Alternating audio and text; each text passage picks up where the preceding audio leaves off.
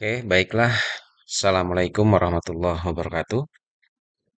Kembali kita akan coba lanjutkan untuk pembuatan laporan keuangan dengan menggunakan aplikasi Mayop Accounting dari UD Sejuk Indonesia, di mana pada pertemuan sebelumnya kita sudah sampai pada tahapan memasukkan atau menginput daftar nama-nama akun yang ada di soal UD Sejuk Indonesia.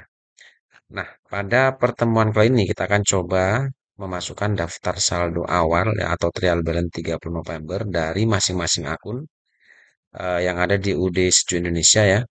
Sekarang untuk mempersingkat waktu kita akan coba langsung saja memasukkan daftar saldo ini ke dalam aplikasi Mayop. Nah, untuk memasukkan daftar saldo awal, di sini kita masuk ke menu setup, kemudian masuk ke balance dan masuk ke akun opening balance. Nah, untuk memasukkan daftar saldo awal, kita harus tahu saldo normal dari masing-masing akun ini. Nah, kita akan coba mulai dari daftar saldo masing-masing akun yang masuk dalam kategori akun harta ini. Di mana untuk kategori akun harta, saldo normalnya ada di sisi sebelah debit. Dan apabila ada saldo yang masuk dalam kategori harta, kok ternyata dia ada di kredit, maka ini disebut dengan saldo kontra. Dan cara memasukkannya nanti akan menggunakan tanda min. Oke, sekarang kita mulai untuk memasukkan daftar saldo awal ini ke dalam aplikasi Mayop, dimulai dari akun cash in bank ini. Ya, di sini untuk cash in bank sendiri saldonya adalah 1.127.260.000. Kemudian untuk petty cash 8.700.000. Kemudian disusul dengan akun receivable itu 337.995.000. Dan ada allowance for default debt, di sini dia saldo kontra 12.800.000. Nah, ini cara masukkannya, perhatikan untuk saldo kontra kita gunakan tanda min. Min 12.800.000. Nah, seperti itu cara memasukkan saldo kontra. Oke, dilanjutkan dengan merchandise 415.500.000. Kemudian office supply 10.300.000. Lalu untuk prepaid insurance 17.500.000. Dan untuk prepaid rent 22.500.000. Lalu PPN income 48.760.000. Lalu untuk equipment at cost-nya adalah 22 juta. Dan untuk equipment akumulasi dia saldo kontra, kita gunakan tanda min, min 16.500.000. Oke, untuk kategori saldo harta selesai. Sekarang kita masuk ke kategori akun hutang atau liability. Nah, untuk kategori saldo hutang yang kode awalnya 2 ini saldo normalnya dia ada di sisi sebelah kredit ya, ada di sisi sebelah kredit. Nah, di sini kebetulan dia untuk saldo yang masuk kategori hutang, kebetulan yang ada saldonya dia di kredit semua, berarti dia memasukkannya normal di sini. Kita mulai dari akun payable ya, yaitu 195.804.000. Lalu disusul dengan PPN outcome. Ini saldonya 81.610. Dan untuk Bank Mandiri Loannya adalah 150 juta. Oke, selesai untuk kategori hutang atau yang masuk dalam kategori akun kode 2. Sekarang kita masuk ke saldo modal. Di sini ada 3 akun ya. Kebetulan di sini yang ada saldonya hanya 2, yaitu untuk Deva Capital dan Deva Drawing. Oke, untuk diketahui bahwa saldo normal modal itu ada di sisi sebelah kredit. Dan ini untuk Deva Drawing dia masuk kategori saldo kontra. Oke, sekarang kita masukkan mulai dari Deva Capital, yaitu 922.650. Lalu untuk Deva Drawingnya dia saldo kontra, kita gunakan min 25.400. Oke, selesai untuk kategori saldo modal ya. Sekarang kita masuk ke kategori saldo pendapatan operasional atau yang masuk kategori kode 4 ini. Oke, untuk kode 4 sendiri saldo normalnya dia ada di sisi sebelah kredit. Nah, di sini kemudian ada sales retur, dia masuk kategori saldo kontra, maka dia nanti menggunakan tanda min memasukkannya. Kita mulai dari sales 1.550.751.000. Lalu sales retur dia saldo kontra ya, min 24 juta. Lalu disusul dengan free collected, dia normal 6.750.000. Oke, selesai untuk kategori akun pendapatan operasional. Sekarang kita masuk ke kategori akun harga pokok atau yang kodenya 5. Nah, untuk harga pokok sendiri, saldo normalnya dia ada di sisi debit. Dan kalau kita lihat saldonya kebetulan ini adalah debit semua, berarti dia normal. Oke, kita masukkan mulai dari akun cost of goods sold, yaitu 698.400. Lalu free paid-nya dia 11.050.000. Selesai. Oke, kemudian kita akan masukkan yang kategori akun beban operasional atau yang akunnya kode 6 di sini. Oke, untuk beban sendiri atau yang masuk dalam kategori saldo-saldo yang awalnya adalah kode 6 atau beban operasional, dia saldo normalnya ada di sisi sebelah debit. Dan kalau kita lihat ini saldonya debit semua, berarti tidak ada saldo kontra. Kita mulai dari akun advertising expense itu 4.400.000. Lalu telepon and electricity-nya 11.400.000. Lalu untuk office-nya 4.950.000. Lalu untuk depreciation expense 16.500.000. Insurance expense-nya 14.300.000. Disusul dengan rent expense dia 23.300.000. Dan untuk wages-nya totalnya 36.300.000. Lalu untuk maintenance-nya 8.450.000. Lalu untuk other operating expense-nya 19.267.000. Ya, seperti ini. Oke, lanjut ke kode 8 ya. Kode 8 itu adalah akun masuk kategori pendapatan di luar usaha. Dan untuk pendapatan sendiri, akunnya adalah saldonya ada di sisi sebelah kredit. Dan kebetulan ini adalah saldo sebelah kredit, artinya dia normal. Kita masukkan kode 8, nilainya adalah 5.800.000. Oke, 5.800.000. Kemudian dilanjutkan dengan kode 9. Di sini untuk saldo dengan akun kode 9, itu saldo normalnya dia ada di sisi sebelah debit karena dia masuk kategori beban di luar operasional. Oke, kita masukkan mulai dari interest expense itu 22.800.000. Lalu kemudian untuk bank service charge-nya 6.600.000. Dan yang terakhir income tax expense 5.033.000. Ya, seperti ini. Oke, setelah kalian masukkan semua saldo awal dari masing-masing akun ini, maka untuk memastikan bahwa saldo yang kalian masukkan ke dalam Ayo benar atau balance, perhatikan untuk di amount left to be allocated-nya. Jika ini sudah nol, artinya saldo yang kalian masukkan itu sudah balance atau sudah benar. Oke, itu cara memasukkan daftar saldo awal dari masing-masing akun. Oke, kalau sudah kita close, kita oke. Ya, selesai. Oke, baik. Setelah memasukkan daftar saldo awal dari masing-masing akun, sekarang kita masuk ke dalam daftar customer dan supplier. Kita memasukkan daftar customer dan supplier. Nah, untuk membuat daftar customer dan supplier, kita masuk ke tab menu card file. Lalu kita masuk ke card list. Oke, di sini masih kosong ya, belum ada daftar customer maupun supplier. Kita akan masukkan dulu daftar customer ini. Oke, di sini kita lihat bahwa customer kita itu ada toko Adnan, ada toko Faras, dan ada toko Zara serta toko Zulfa. Oke, cara membuatnya kita masuk ke menu customer dulu. Oke, karena kita belum punya data customer masih kosong, maka kita buatkan data customer baru yaitu new. Kita gunakan tab new di bawah.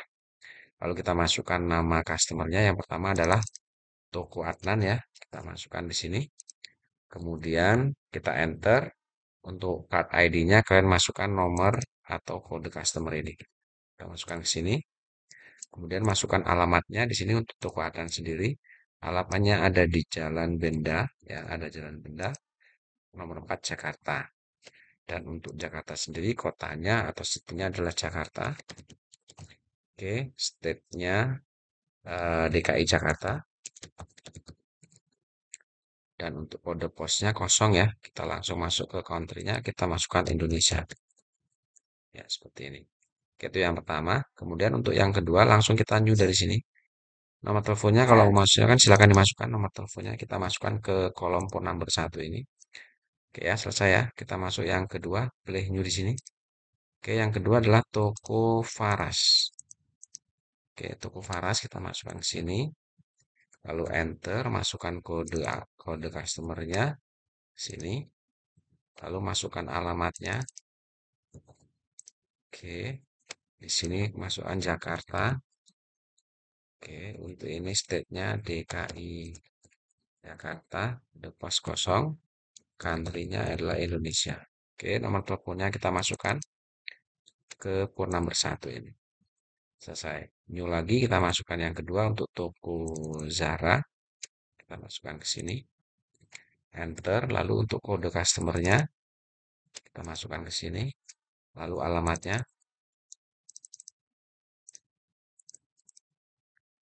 Alamatnya kita masukkan ya. Oke, masih Jakarta. Lalu DKI Jakarta. Dan Indonesia country-nya. Ya, Indonesia. Oke, yang terakhir new untuk customer toko Zulfa. Kita masukkan. Lalu kode customernya silakan dimasukkan. Dan alamatnya ada di Jalan Buaran ya.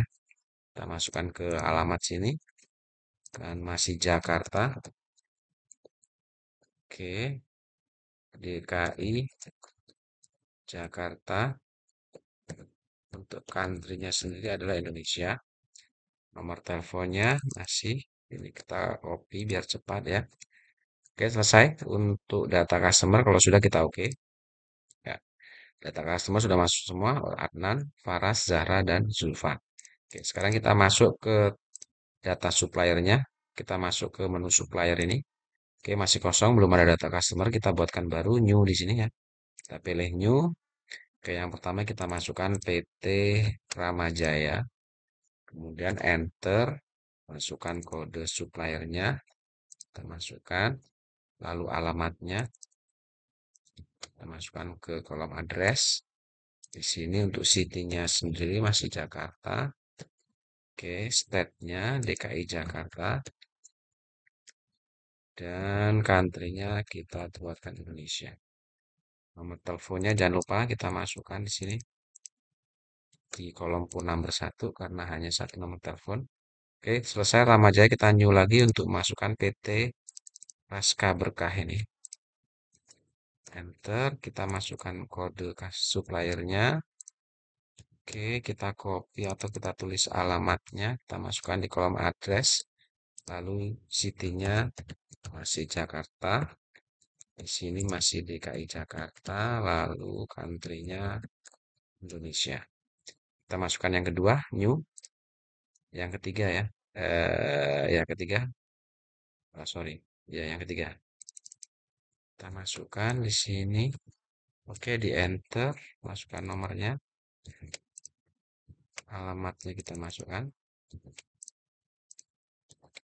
Oke, di sini masih Jakarta, DKI Jakarta, lalu Indonesia.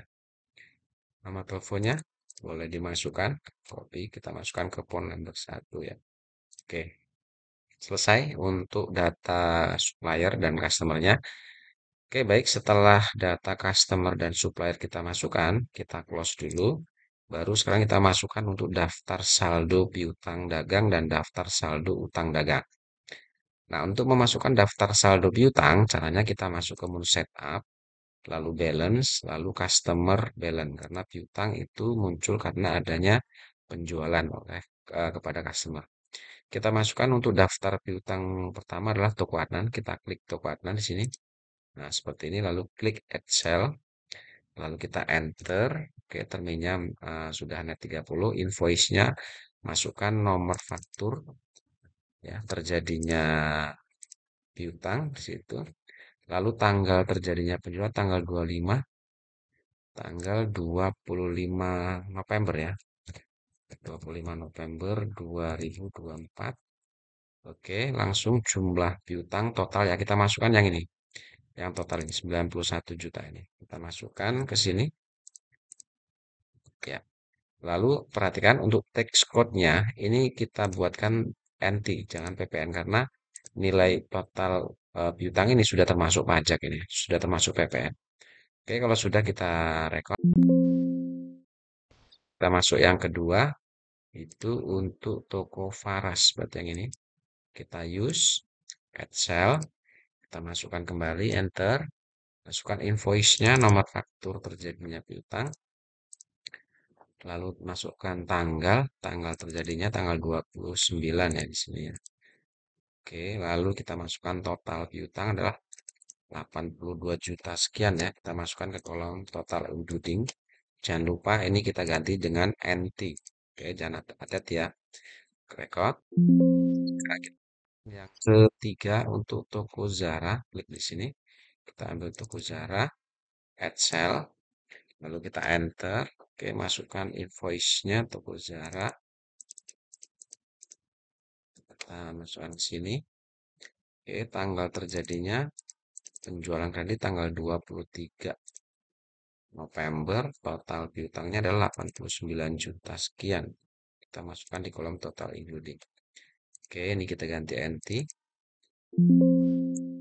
Terakhir kita ngambil untuk toko Zulfa, Excel, kita masukkan, enter dulu ya. Kita masukkan nomor faktur terjadinya piutang, lalu tanggal terjadinya penjualan kredit, kita masukkan ke sini.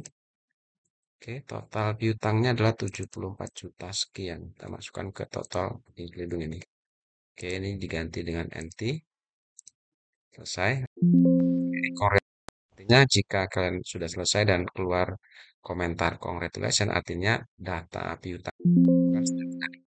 Oke, close ya. Selesai untuk daftar saldo piutang dagang. Sekarang kita masukkan daftar saldo utang dagang. Kembali kita mau setup balance. Oke, untuk daftar saldo utang kita masuk ke supplier balance. Oke, yang pertama kita akan masukkan daftar utang kita kepada PT Ramajaya. Hati-hati ya, berarti yang ini ya, sorry, salah. PT Ramajaya berarti yang ini. Oke, add purchase, kita enter, masukkan nomor faktur terjadinya utang di sini. Lalu kita masukkan tanggal terjadinya pembelian kredit, kita masukkan ke sini.